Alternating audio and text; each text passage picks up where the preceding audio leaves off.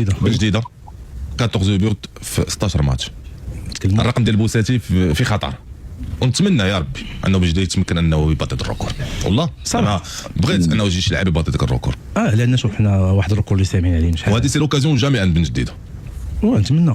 وخصوصا مثلت واحد القضيه اخويا كريم اللي كنتسال عليها دائما، انا بن جديده لعب شحال من مباراه دابا، وغيجيو دابا في واحد الدوامه اللي غتبدا المباريات كل 3 ايام، كنظن نلعب مباريات كامله. وي ابخي نلعب لا، انا كنتمنى انه زعما ما يوقعش في كنقول لك فاتيك ولا فاتيك شحال، لان اللحظه ما كاينش وقيلا شي اتاكو اخر نديرو في الماس. سعود ما كاينش، راه كاينه واحد المغامره كبيره عند فريق المغرب الفاسي. حنا ما نتمناوش من الله ان تكون شي حاجه، لان فريق المغرب الفاسي غادي بواحد المستوى كبير، بن جديده كذلك اللي غادي، وكنتمناو انه يحطم يباطي داك الركور.